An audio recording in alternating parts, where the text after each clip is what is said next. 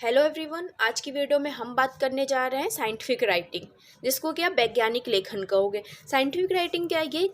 ये technical term है जो यूज़ होता है जब भी कोई रिसर्च करता है और अपनी रिसर्च को एक लेखन के रूप में जब भी आप प्रेजेंट करते हो, तो ये जो लिखित रूप में जो प्रेजेंट करना है वही हमारा साइंटिफिक राइटिंग है।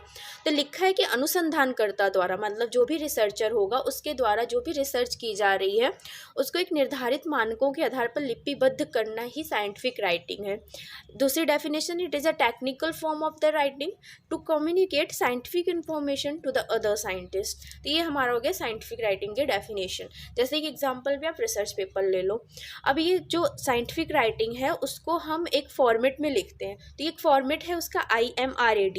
तो IMRAD क्या होता है? इसके अंतर्गत ही हम अपना रिसर्च का जो है इसी फॉर्मेट में अपने रिसर्च को लिखते हैं। तो IMRD का यहाँ पे फुल फॉर्म होता है, आई मतलब इंट्रोडक्शन, M मतलब मेथड, देन उसके बाद लिखेंगे हम रिजल्ट और लास्ट में लिखेंगे डिस्कशन। IMRD क्या?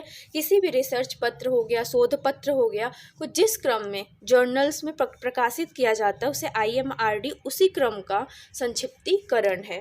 ये हम देख लिए उसके फुल फॉर्म। अब बात करते हैं इंट्रोडक्शन की। तो इंट्रोडक्शन में क्या लिखते हैं हम कि वाई डू दे स्टार्ट, आप ये रिसर्च क्यों स्टार्ट कर रहे हो, मेथड क्या है कि how was it perform, result क्या मिला, what did they find, and last में discussion, what do the result mean. तो ये हो जाता है एक शॉर्ट फॉर्म में, ये हमारा फॉर्मेट है। सबसे पहले हम इंट्रोडक्शन लिखते हैं, फिर मेथड, फिर रिजल्ट एंड देन डिस्कशन।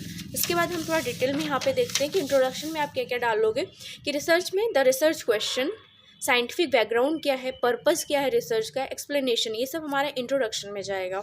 उसके बाद मेथड में आप अपना रिसर्च किस तरीके से कर रहे हो, आपका डेटा कलेक्ट कैसे कर रहे हो, आप पॉपुलेशन कैसे सेलेक्ट कर रहे हो, कौन कौन से टेस्ट करा रहे हो, सर्वे कैसे कर रहे हो, डेटा कलेक्शन का प्रोसीजर क्या है। जैसे कि आप किस एज ग्रुप के लोगों को सेलेक्ट कर रहे हो, मेल हैं कि फीमेल हैं, और इस तरीके से कौन सी एरिया से कर रहे हो, तो ये मेथड के अंतर्गत ये सारी चीज़ें आप मेथड में लिखोगे।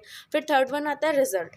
अब रिजल्ट को आप कैसे दिखा रहे हो, टेबल्स के फॉर्म में या स्टैटिकल्स वैल्यूज़ दिखा रहे हैं, फिगर्स दिखा रहे हैं, तो ये हो जाता है हमारा रिजल्ट में, इस तरीके से हम लिखते हैं। फिर आता है लास्ट में डिस्कशन।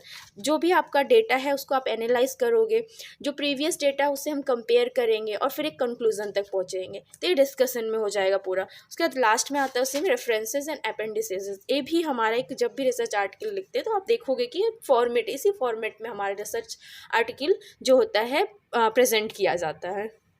ये बहुत छोटा सा टॉपिक था, तो ये हमारा कंप्लीट हो गया।